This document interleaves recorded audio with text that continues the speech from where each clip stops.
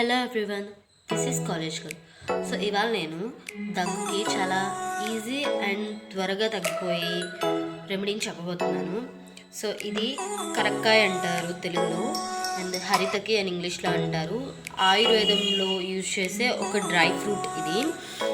So దీన్ని ఇలా కొంచెం చిన్న పలుకులుగా పగలగొట్టుకుని బుగ్గన పెట్టుకుని కొంచెం కొంచెంగా దాని రసం పీలుస్తూ ఉంటే దగ్గు ఇట్టే తగ్గిపోతుంది.